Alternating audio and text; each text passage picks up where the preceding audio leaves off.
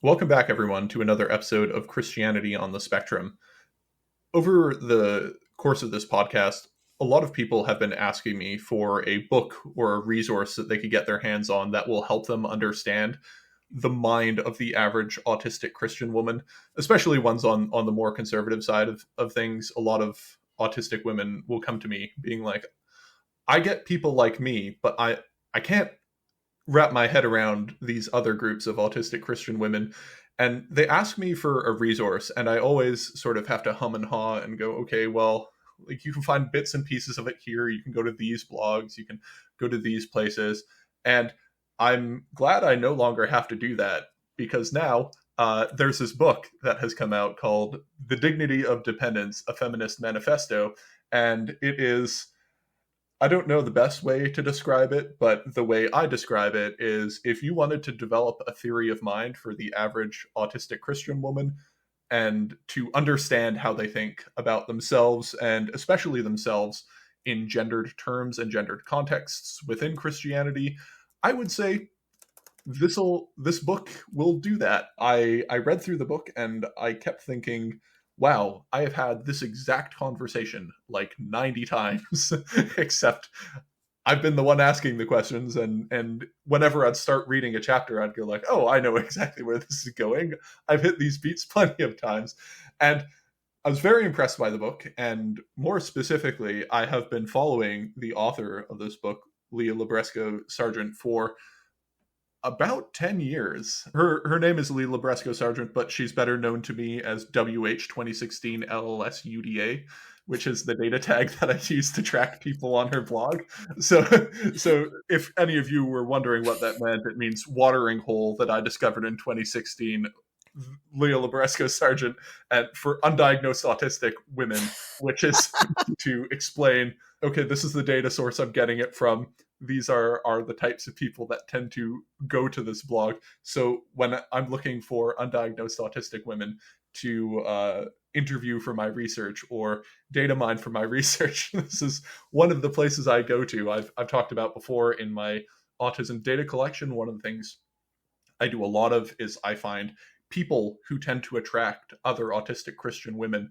And Leah is one of those. So she may not know it, but she has been a major contributor to my research without ever knowing that I was doing this research. Because her blogs and her books are sort of like a light that attracts a certain type of autistic Christian woman moth. And it's not exclusively autistic Christian women, but whenever I have trouble finding them, I always go to her resources and just look at the comments, and I'm sure to find some of them. And I've do a lot of interviews with autistic Christian women and read a lot of autistic Christian women posting, and she is sure to be mentioned in those posts in a certain demographic of online autistic Christian women. Anyway, welcome to the show, Leah. Thanks for having me on. Now, did you know any of this beforehand? Did you know how many autistic Christian women Not particularly, but it's not shocking to me, but it's very lovely to hear. Yeah, you have a distributed fan club amongst my people. So one of the questions that I get asked by a lot of autistic Christian women who mention you is, have you ever thought about looking into autism yourself? Has this ever been a question you've asked yourself? So never beyond taking the online quizzes for what was it? It's like EQ and SQ for like emotional intelligence and systemizing intelligence from the autism researcher who's the brother of Sacha Baron Cohen. Yeah. Right. Like, so I think no more than that. Like as a kid, I was definitely weird in a variety of ways, though pretty happy. And I think because of that, none of the ways in which I was against the grain were an issue for anyone around me. So like a question of diagnosis was never a priority for parents or teachers, etc. And as a grown up, I don't really care very much. Like I find that there are things where I obviously gravitate a lot towards the autistic community. Like it's not a bad predictor that I'll get on well with someone if they are diagnosed. And I found, some stuff of self-advocacy or resources like helpful to me personally as curb cuts, but especially because the concept is diffuse, I don't feel that much like I care to go talk to a psychologist to try and figure something out versus just I like my life and I like the people in it. Yeah, yeah, that's completely fair. It's just really funny how Yeah. frequently you come up, and I often said I don't know if she's autistic, but she certainly rhymes. Well, I had a very funny moment where, like, I was talking to someone like, "Oh, yeah, and then my students in the class, the boys are a little shy except, the one who's, and then one of them has autism." Like, "Well, like, so and so doesn't seem reserved. I always have great conversations with him." He's like, "That's the one who's autistic." And I'm like, "Oh, okay, well, he's great. Like, I love chatting with him." Yeah, yeah. Just out of curiosity, do you remember your scores from those online quizzes? No, but they were definitely in that range of, like, further away from normal, like, not, like, definitive, but, like, I and also my EQ score has gotten, less autistic over time because, I found people I get on with really well, and then some of the things that were harder for me as a kid are less hard for me now, both because 'cause I've acquired new skills and I'm surrounded by people I have a good connection with, versus the systemizing quotient is really pretty much the same.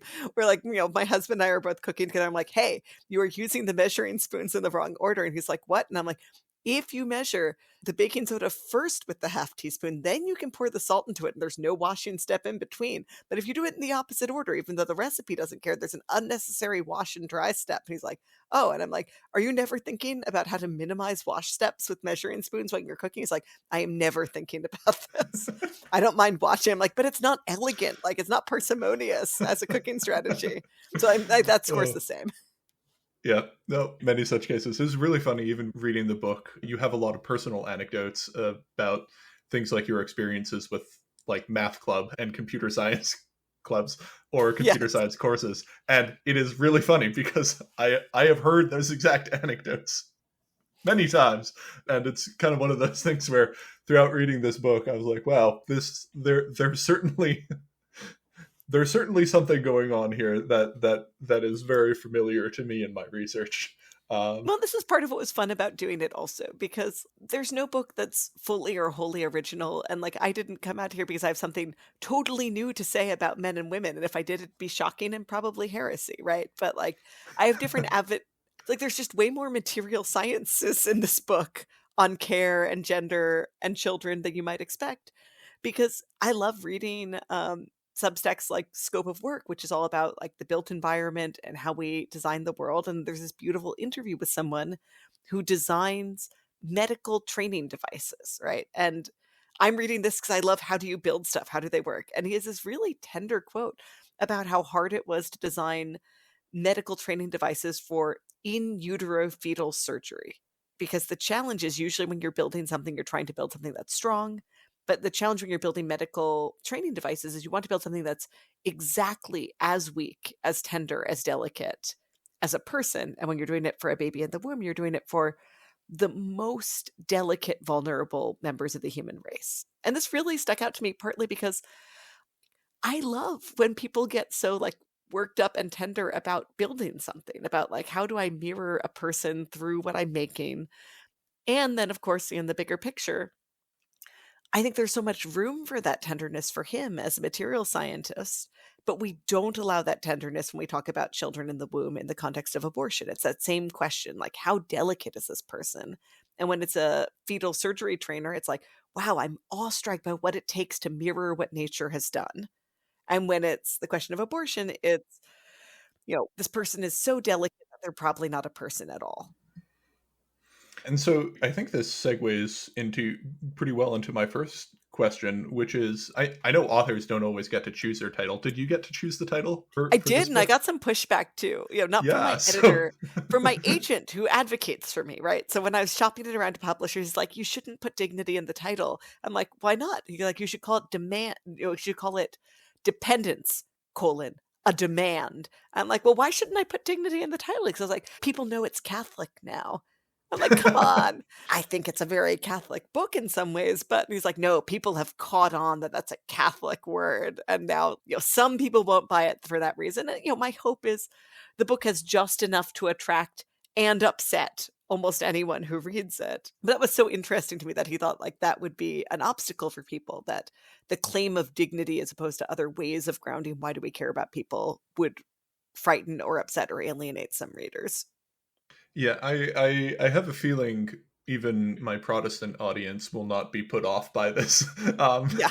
and I read, like I said, I read through the book, and I was like, I swear I've had this conversation like 90 times. But also, just speaking as a man who has really not had many of the experiences that you talk about in this book, or really had to deal with any of the questions you raise explicitly in the book, I still found an enormous amount of it very relatable, and much more than I had initially anticipated. I went in reading it as I read like second wave feminist literature, where I go in and I'm like, all right, I'm going to read some stuff, and I'm probably not going to relate to any of this, Mhm. but I'm sure it will be interesting in some way. But I found myself going through and going like, oh yeah, yeah, I can relate to this, and a lot of this makes a lot of sense. And yeah, when I was thinking, how would I actually sum up what this book is if I Oh, I were wanna to hear it. Yeah, do it. give a few sentences? And so I'm going to try do this and then get your feedback to see if I actually understood what I was reading. Don't worry, I have really poor reading comprehension, so if I miss this, this isn't on you. This is probably on me. So I would say the book has two parallel thrusts throughout the whole thing. One is the first stress is a sort of an attempt to take both the concerns of feminism and a JP2 style theology of the body very seriously. It's a attempt to reconcile these two things in taking in a lot of thinking about feminism, but also trying to faithfully reconcile that with a JP2 style theology of the body, reminiscent of Abigail Favale. Is that how you pronounce her name? Yeah, I love her. Yeah. Yeah, very reminiscent of her and the people sort of orbiting around her, and asking like how do you take seriously the conceptualization of gender and gender-based ethics within Catholicism, or even within Christianity more broadly, while also seriously accounting for the concerns and the demands of points brought up by feminists since the last 80, 90 years, I would say, probably. And then the second thrust is trying to come to terms with understanding yourself when you are living in a world that is not designed for you, and trying to understand what that actually means, and what that means for you, and what that means for other people who are also similarly in a world not designed for them. And I think that is the part that I related to the most, and it's sort of woven in throughout all of this, because as someone with autism, I try to explain what it's like to people, and what I often describe is you're like an alien anthropologist. Like you wake up one day and you're in an alien society that you don't understand and that doesn't understand you, and you have to sort of just figure it out. And I would say that's what it is, really. How did I do? Did I read your book correctly? Pretty well, and on that second theme, a lot of the way I frame it is that this is something I draw a lot from the disability community broadly, that when you design for this kind of false, neutral, average human person, you leave a lot of people out, and you don't serve almost any group particularly well, because very few people exist at that kind of peak of the distribution. And so I'm really interested along that spectrum of gender, right? When we design for humans, but not men and women, who gets left out and where women get left out in lots of ways. We design for the generic human being because we're marked by our potential for fertility in a certain way that doesn't wind up in the average. And men get left out in a lot of way too. This isn't just a book about women are, on the back foot and men have it easy. I think we see in kind of the patterns of schooling and career and college that a lot of men find that the average way we set up schools isn't working for them. And a lot of the challenge is, well, how do you set up something that accommodates a range of difference? Whether it's between men and women, autistic or allistic, right? And along any of those dimensions, how can you have more diversity and more attention to the range of human persons in front of you and the particular human person in front of you? And I think that's kind of a threatening idea when it comes to gender in particular, because for a lot of secular feminism, the claim that men and women can be equal before the law and equal society really depends for folks on the claim that men and women are essentially interchangeable. And you can see why people land there, because if I can get you to agree that men and women are basically interchangeable, then equality is a snap. We agree things that are interchangeable are basically equal.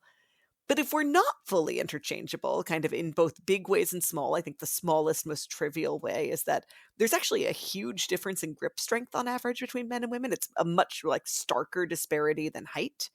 Height's more visible, but like if you're looking at how far apart the bell curves go, grip strength is the one where it's like whoomp, all the way across. Where like 95% of men have stronger grip strength than almost all but 5% of women.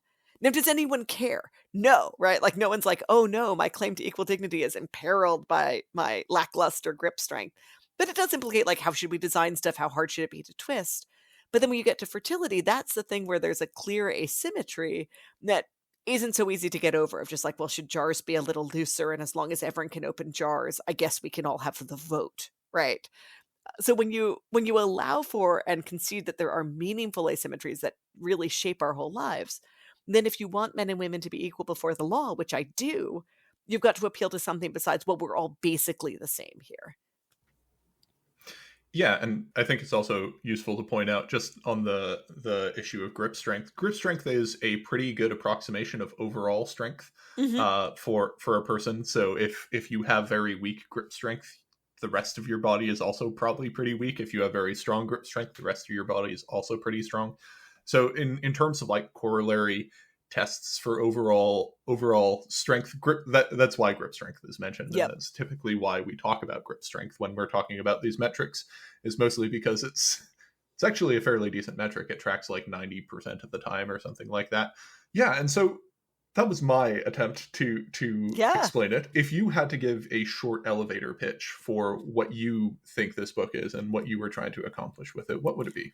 I also say there's like two intersecting themes, and the book sits at the intersection of them. And that first is that men and women's equality and dignity is not premised on our interchangeability, and that when we give ourselves room to admit like the differences, we can treat both men and women more fairly. And we don't have to add that level of masking of how do women successfully camouflage themselves as men, or how do they get over the fact of being defective men.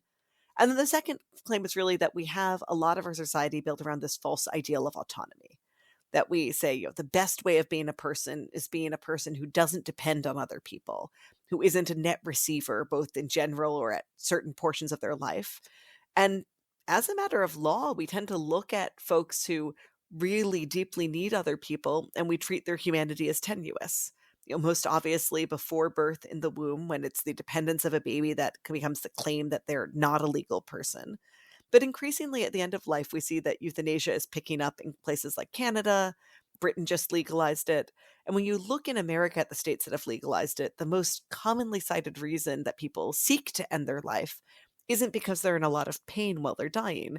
It's the fear of burdening others. Not even necessarily that they are already, that they want to die before they need too much from their family. And I think not only is that a profound injustice, both the very young and the very old, but it's impossible to write off just those groups without feeling like, how much of a person am I when I'm really sick, when I'm out of work, when I need things from other people I can't immediately repay? And then that's kind of all the secular pitch. But since we're here, I think it really distorts our relationship with God as well. You might manage to be embarrassingly for a little bit a baby. Sorry, you need other people. They change your diapers. You go on, but you get bigger. You learn to walk. You use the toilet. You grow up. You graduate. You're supporting yourself with your own money. You're a 30 something strong young man who's unmarried and whose parents, you're an orphan, so they don't need anything from you either. And now you're like 45 and you're hit by a truck, happy ending. No one ever needed to take care of you after you were a baby. First of all, that's like a very strange portrait of human life. Like this triumphal, well, cut down in my prime, just the way I want to go. But what does it mean about your relationship with God? Even if you get past being a baby and you're like, well, that was a rounding error. That was just the beginning of my life, but now I'm a full, flourishing, autonomous human being. You can't cultivate disgust or embarrassment about dependence for other people and have a strong relationship with God. Because, of course, what He gives us is all gift. And we return love to Him, but we return what He Himself has given us. We can never be like, God, I've really paid you back fully and shown I can stand on my own 2 feet here. And if we catechize ourselves constantly in the secular culture that depending on others is wrong and it makes them fear us, hate us, view us as legitimate targets for violence, like be embarrassed for us, then we can't respond to God's love authentically, and we can't trust it either. I think one of the, I don't know if interesting is the right word to use to describe this, but one of the most frequent things that comes up when you're looking at autistic people online talking about issues that they're struggling with, one subject that comes up is this idea that they are a burden, or that they are a burden to society or to other people. And like the reality is, I mean, we talk about autism, and especially in online autism communities, we try to emphasize that we're not a burden and that we're just different, and there's nothing that goes on there. And within that is something that I've pointed out quite a lot, is there seems to be this sort of inherent shame to suggest that there might be something that you just need help with, or Yeah. there are other things that you simply can't do because of limitations that have been placed on you. But I mean, one of my biggest critiques of autism advocacy is it doesn't really seem to take seriously the limitations that come with autism, and the fact that you actually are kind of dependent on other people, and a lot of us are. I mean, I, despite being in a very well-paid six-figure tech job in cybersecurity, I depend on my wife to survive Hmm. in a way that a lot of my neurotypical counterparts probably don't, because I have a lot of trouble navigating the world. And a lot of activism doesn't really want to talk about that, and Yep. they go, you're not a burden, you can be independent. And there's this focus on independence that I think is sort of wrong-headed, because I think a lot of us sort of have to accept that actually we are kind of dependent on people. And instead of digging our feet in and saying, no, we are independent and we will be independent, my goal is always to say dependence isn't bad. Yes. It's not bad that you're like this. And that was something that I sort of saw throughout the book, is saying it's actually fine to acknowledge that we are different. And sometimes those differences aren't like an inherently good thing or an inherently neutral thing. Sometimes those differences are straight up bad. And it And clearly it's cuts fine. against solidarity, right? Because, the kind of Yeah. intense focus on inspirational autism, autism as a superpower, like, can work for some people, but doesn't work for folks who really struggle to communicate their needs, like, Yeah. need assisted living their whole life. Like, they're not part of that conversation. I remember I was at some pro-life event where, there's a big focus on, like, this Down syndrome woman swam the channel, so therefore you shouldn't abort kids with Down syndrome. Like, I'm really happy for her, but, like, I don't really care, and it can't possibly be we're deciding who gets to live or die based on whether any member of their group has ever swum the channel. What are we talking about? You can pick other disabilities where it's obvious no one's going to swim the channel, and we're not like, "This is really throwing me into doubt about whether these people are people." I think it's easiest to make room for everyone when it is just being human beings that makes us worthwhile, and people, to varying degrees, have their embodiment and parts of who they are as both a gift and a cross. And that will vary, including in different seasons of life. But then you can't have well, I was inspirational in this way, but I'm needy in this way. So where's the balance? And do I count as a good person to show others?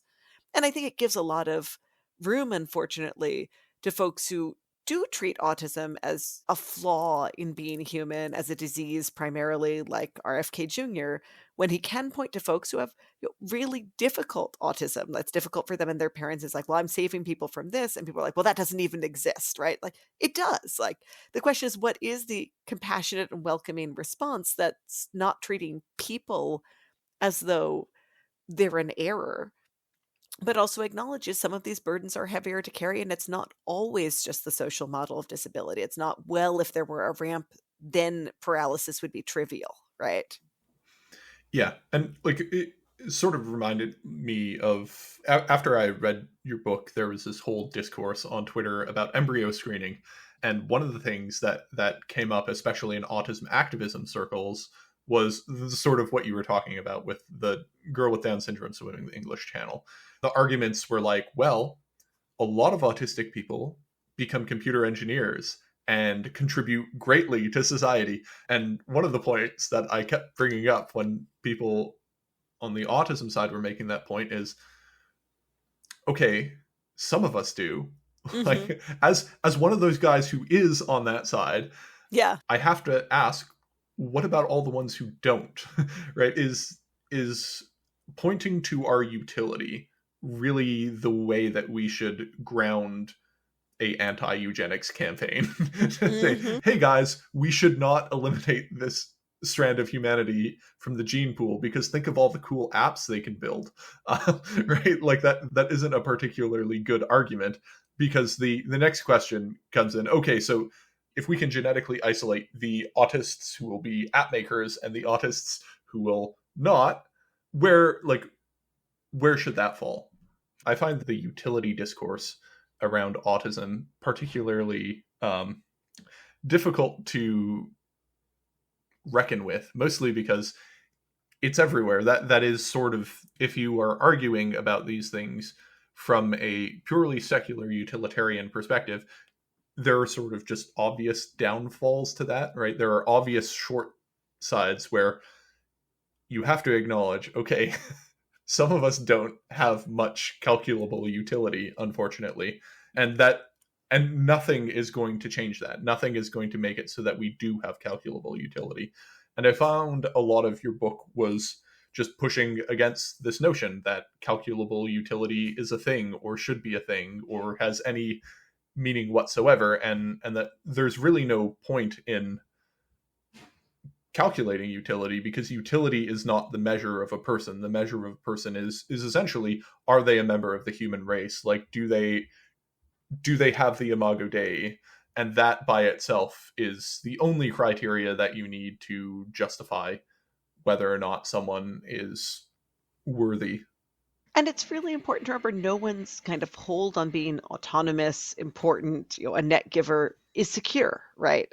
You can be a aggressively embryo screened baby born to two really responsible parents who will have the best nannies and like the little audio thing they put under your bed to teach you things even faster, whatever is new and being sold to rich people now. And you can have a traumatic birth injury and not live up to any of those capacities your parents planned for because you were deprived of oxygen for a while during birth. And then the question is your parents' love for you rooted in the fact that you are their child, or is it rooted in what they ordered from this company? And now you're a defective product. You can have all the screening you want. You can have selective abortion for different abilities, and your kid can be in a car accident and then have a really different life than the life you've envisioned or get sick. And the more we lean into it's good to pick the best, and it's sad that some people don't have it, but leaning in more and more to the best in this chosen way is good. The more we're really doing violence to that unconditional love between parent and children and between God and us of I love you because you are. I'm excited to discover who you are. Some parts of that will undoubtedly be hard for me. My 5-year-old is like just way more socially oriented than I am, and it's obviously not a disability per se, but she's like coming home from preschool with like every bit of drama of who's sitting with who and who's friends with who. And I did none of this as a kid, and I'm like, wow, this sounds exhausting in my head because she's just unlike me in certain ways, and that's fine. That part of both being a parent and living in community is receiving other people as a gift, not as a consumer choice. Hey everyone. If you're enjoying this podcast and want to support my work, please consider liking, subscribing, and commenting if you're listening on YouTube, or rating and reviewing the podcast on whatever app you listen to it on. Some people have asked me if they can support my research work and podcast or encourage me to continue doing this work that many autistic people find valuable. If my work has been helpful for you and you have the means to do so, I would appreciate if you could make a single donation or sign up for reoccurring monthly donations to the Against Malaria Foundation. I'll provide a link in the description. This is a very effective charity that helps prevent malaria by donating bed nets to people who need them. Each net costs around $2 and lasts for 3 to 4 years and protects on average 2 people. The statistics on this are well known. Every 600 nets that are provided saves 1 child from dying of malaria, and around 500 to 1,000 cases of malaria get prevented. Every single net matters. Even if you can only make a small donation, I would greatly appreciate it, as it really helps motivate me. So far, we've already raised well over $500, and I have to say, from the bottom of my heart, thank you very much to everyone who contributed. this does make a difference, and this really does help me want to continue pursuing this work. In addition, this podcast has merch. We use Teespring as a provider. I can provide a link in the description. There you can find many fun stickers that have themes that come up in this podcast, shirts, or mugs. Any of the proceeds from the merch will be donated to the Against Malaria Foundation and shared with the artists. That's all for now. Back to the podcast. So throughout the book, you make a lot of reference to the social model of disability. And I've talked a lot about the social model of disability. On this podcast, I have a sort of complicated relationship with the social model of disability. I was wondering if you could explain how you think about the social model of disability and how you use it. And then maybe we'll talk into, do you think there are some limitations to it? Yeah, I would summarize the social model of disability in that it's summarizing kind of where that friction for you as a person is, as something that's really inherent to you versus something about how you're received as an embodied being in the world. And I think for almost any disability, even ones that we think of as very objective, right? Again, I'd go back to the example of paralysis. If you rely on a wheelchair for mobility, then there are real differences and asymmetries between your needs and someone else. But choosing to put a ramp there or not is something about how the world responds to you as kind of a welcome and expected guest versus someone who's weird, aberrant, a problem that you're expected to solve on your own. And the social model of disability is really oriented towards how much of what we term as disability is about whether we're received as welcome guests and members of the world versus our needs are fully set aside. And when you get to gender, there's a lot of things that fit into that. Again, because of asymmetries between men and women, one of the examples I talk about is that the standard counter height for kitchens is kind of high for a woman. Like when I roll out dough, I get up on my tiptoes to do it. And you'd think the one like payoff of stereotypes of women in the kitchen would be that the counter heights would be norm to me, not to my husband. And so you can say, well, that's kind of the social model of disability, even if you don't think being a woman is a disability. It's about how is the built world either anticipating your presence or treating it as a little odd and maybe a problem that you're here at all.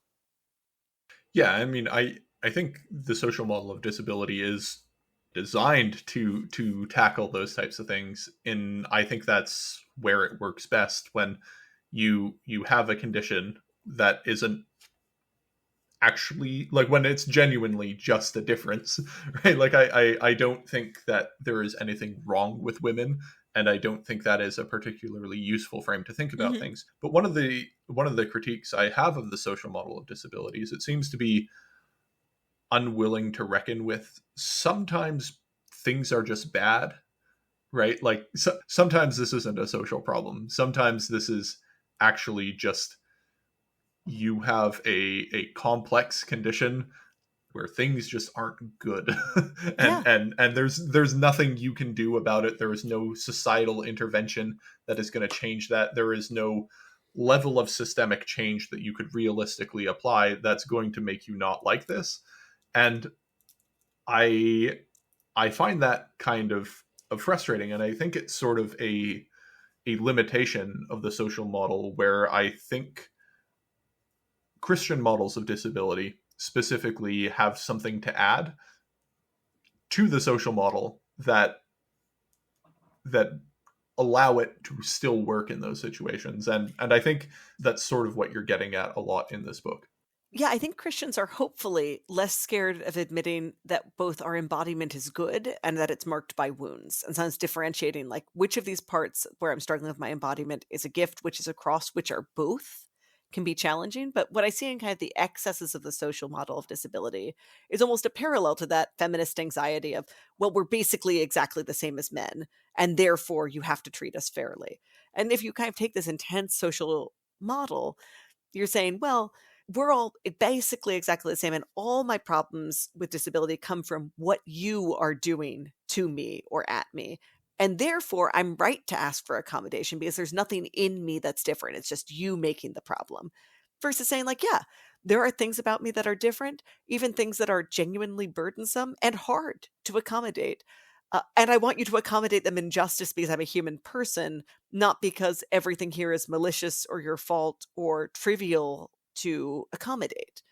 And I think that's a hard part because, again, it relies more on saying people should be included as a matter of justice, even when it is hard to include them, and willing to say it is hard to do it versus it's basic, it's easy, it's just a ramp, right? And I think you get further and closer to those examples of, okay, this disability is quite hard, or these two disabilities really clash. Like, I have one person with like huge noise sensitivity and one person who kind of makes reflexive, loud noises, and I want to welcome them both. And maybe the social model of disability tells me I can, but I've got them both in a room together and it's going badly. What do I do?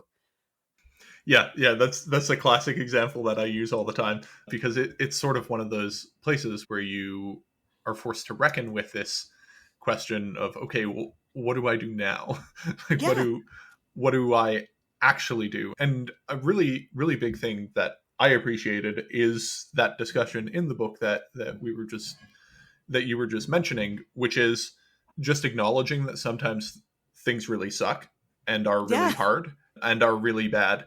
And one of the things that I've started talking about that a lot more in my podcast, that I've gotten probably the most feedback from other autistic people saying, thanks for actually talking about this. Like I sort of sometimes feel like I'm getting gaslit by people who are like, there's nothing wrong with being autistic. And they're like, I feel like this is bad. I get why you're saying this, but I'm not having a good time over here. What am I actually supposed to do? And I think something like the themes in this book are saying it's actually okay to say that this is bad, and it's okay to admit that things aren't the way that you want them to be, and that we are not in an ideal situation. And it's perfectly fine to reckon with these sorts of difficulties and challenges, while also not giving into this framework of you have to be useful or you have to Yes. be somehow good. Actually, like you can just fully lean into this sucks, and even though it sucks, you have just as much right to be here as everyone else. And there's no amount of accounting that you can do that's going to change the value of your life or the value of another person's life. And that even the idea that you should be measuring is, or that there are measurements that we should be making. And like the question is, why are we even measuring these things to begin with? Like you've said, a lot of the discussion earlier in the book is discussions about, okay, how do we norm these systems? And we norm these on averages. And then, okay, what happens when you're in like 1 or 2 standard deviations away from the norm that we've decided? And yeah, I think that was also really good. One chapter that I also thought was very interesting was the chapter Illegal to Care, where you talk about care work and care work involved in disability and in old age and in childhood and things like that. And I was wondering if you can kind of walk us through what you were trying to do with that chapter. Yeah, I'm really interested in a lot of the ways that our law or our social expectations, but particularly the law, are set up kind of to treat care as aberrational and surprising and maybe suspect every time it comes up, even though this is the pattern of our lives.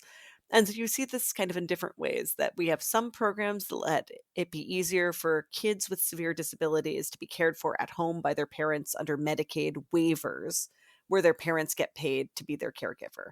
And I think that's a good program overall. I think it's weird and revelatory that it's always done through waivers. It's always like, we're temporarily suspending the rules for you and other people in this class, but it's always a waiver, as though this isn't what the program is designed for, and it can be revoked at any time, rather than saying, yeah, the goal would always be, if kids can be cared for by their parents and that works for the parents, of course we want to make room for that. And that even there, some of the parents that I talk to, right, have this very weird experience of that you're clocking in and out of, when am I a parent and when am I a caregiver? One mom says she has to, because of how the laws are set up, she has to clock out to give her son medication, which of course is the more medical part, but she's not rated to give the medication. So she can only give him the medication as his parent, but not his caregiver. And then she can go back on the clock once she's done it. And it's insane.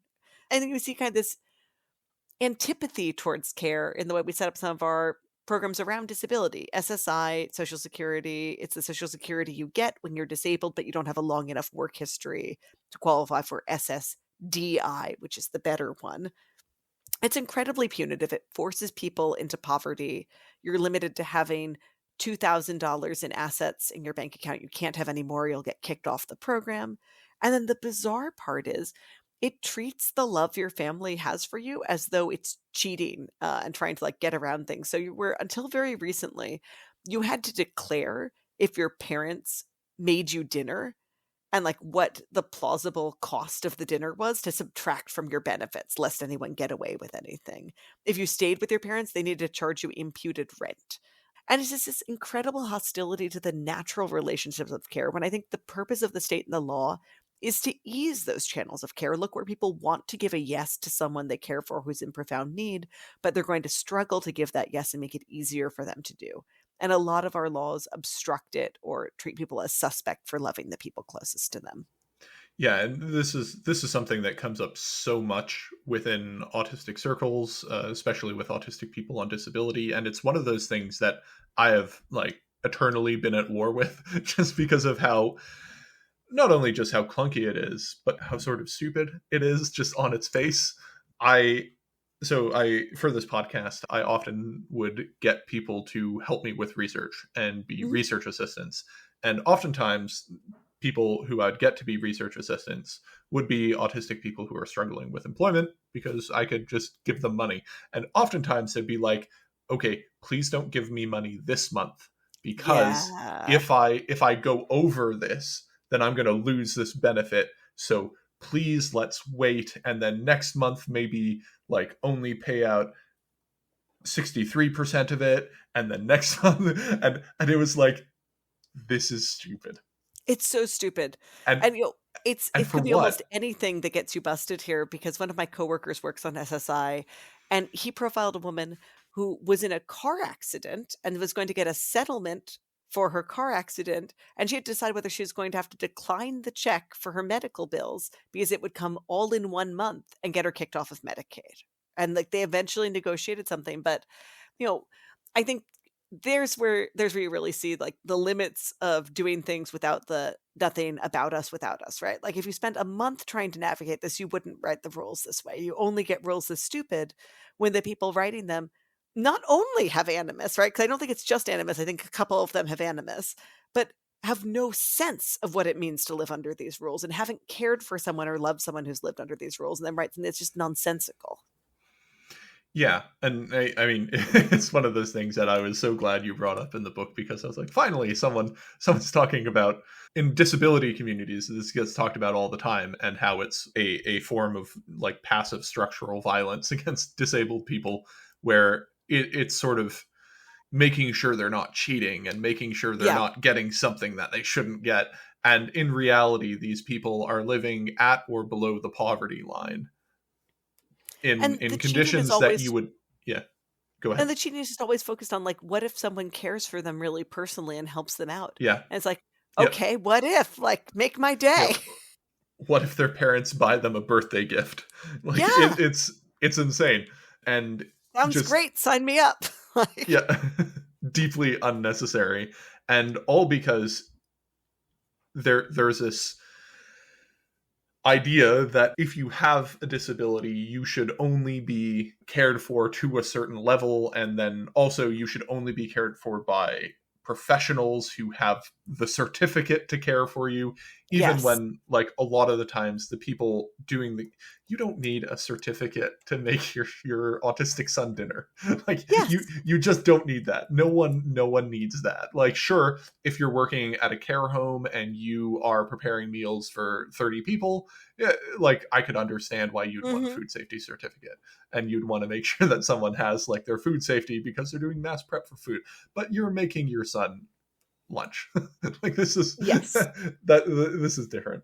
And this is where I think there's that sense in the law of like, well, there's either people who are professionals and credentialed and are like waged and everything's very official and there's to be a lot of documentation, but they're also trustworthy because they're only doing it for the money. Or there's people who love you, like we can't pay them because that's not right. And it's kind of gross. It makes this love thing, a wage thing. Also, they're unqualified, even though they've known you their whole life. And so we don't pay them. And neither of these categories is true, right? Like parents, siblings do often need financial support to give that yes, and do have particular expertise by accompanying you your whole life. But also care workers are not just going like, here I am selling my totally alienated labor in a way that I don't care about, and I don't care which person I care for. I don't become emotionally attached to them in any way. And if you switched out a different disabled person, I would be neutral as long as the wages were the same, right? And it really sells people short on both ends. Everyone has both love and economic concerns intermingled. And the question is, how do we serve them well? Yeah, and I just really appreciated that particular chapter of the book and the discussions that come with it. If you wanted people to take away one thing from this book or from reading this book, what would it be? I think it's that people won't stop being ashamed of their own dependence unless you get a little brave and show them you're not ashamed of yours. So the big advice I give people, because I think people can come out of the book thinking like, oh yeah, I want to offer to help people more. And God bless you, please do. But you're going to do more by asking for help proactively for something you could have technically solved yourself or solved with money. And then not only will you get help, but your friends and family learn that you are someone who thinks it's okay to ask for help. And you get more requests and sincere requests to help others if you show that you don't need to always be the giver.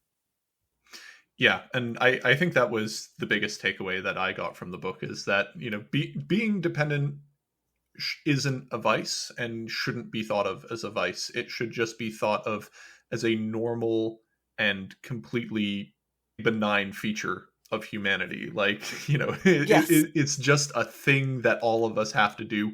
And you repeatedly point out in the book, this is something that is already true, whether you want to acknowledge it Yes. or not. And it would just do everyone a load of good, especially the people who in our society who are more dependent. It would do everyone a lot more good if we just acknowledged this and treated it not as a unique special set of circumstances where these people are dependent, so we need to accommodate them, to everyone is dependent and everyone is deserving of care just by virtue of being a person. Anyway, do you have anything else you would like to add? Any other things you would like to say before we can, or before we wrap up this interview, or anything? Well, Any parting you know thoughts what? you'd like to leave the audience? Before I do that, I'm going to do a self-serving thing. I think this is the podcast audience to ask. When my husband sums up my favorite taste in books, he says, Leah likes biographies of things that are not people. And like one book I loved very much recently was called Rust, The Longest War. And it was a history of like the science of rust and how we fought it.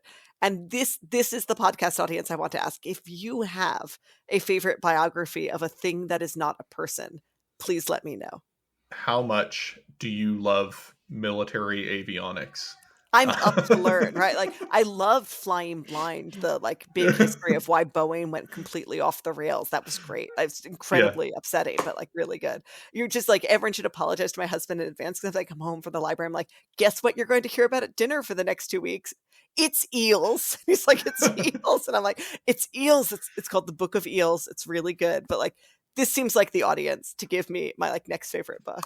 Oh, I'm sure there will be many recommendations for us. So if you can give me those recommendations at otherfeminisms.com, which is my Substack. If you hear this podcast, you can just come to whatever the most recent post is and be like, Leah, you said you wanted these book recommendations. Here they are. And that's probably the best place to find me in general. So you probably know a bunch of this already because you've taken computer science, but my go-to one is a book called Code: The Hidden Language of Computer Hardware and Software that goes into how to derive and understand computers from their very first principles, and how we developed and built the things, and like how you like build arithmetic logic units from their base transistor principles and things like that. It's always whenever people ask me for like a book recommendation about computers, that's always my go-to, because it's written very accessibly. Like I said, if you have a computer engineering, computer science background, it won't be surprising to you, but it is very good. It's so cool. And that question always of like, okay, well, how do we take any of our reasoning? How do we make it physical in the world? Like, it's a very cool challenge. Yes. If you want a more depressing one, Asperger's Children, which is about the development of the autism diagnosis and the Asperger's diagnosis in the context of Nazi Germany, really helps you understand for how that came to be.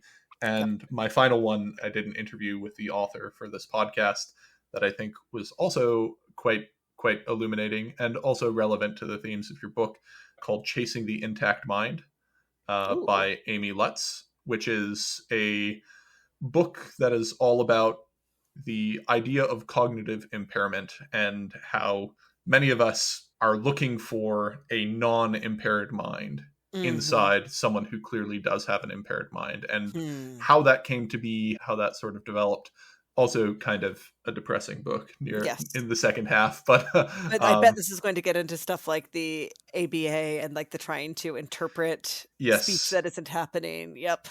And facilitated communication. Yes. Yeah. And also, unfortunately, a lot of autism advocacy that gets misplaced in its desires to advocate for all autistic people, when it is in fact only advocating for the very few privileged of us who have the ability to communicate and have the ability to talk. Anyway, those are my 3 recommendations. I appreciate from across the spectrum. Yeah, so you can find Leah at Other Feminisms on Substack.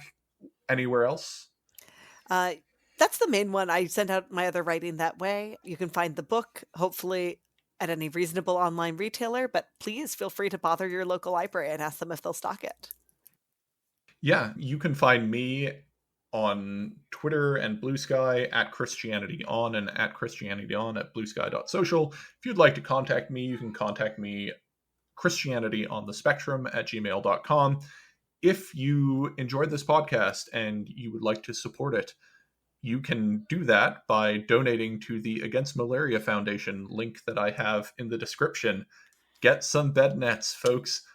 We've raised over $750 for bed nets through this podcast. You can also buy the podcast merch, the proceeds of which will be shared with the artists who made them, and donated to the Against Malaria Foundation to buy more malaria nets. So not only can you get a cool sticker expressing that you have a complicated relationship with the Council of Chalcedon, but you can also get like 3 bed nets for that, donated to the podcast, or donated through the podcast to the Against Malaria Foundation. I think that's it. All right. See ya.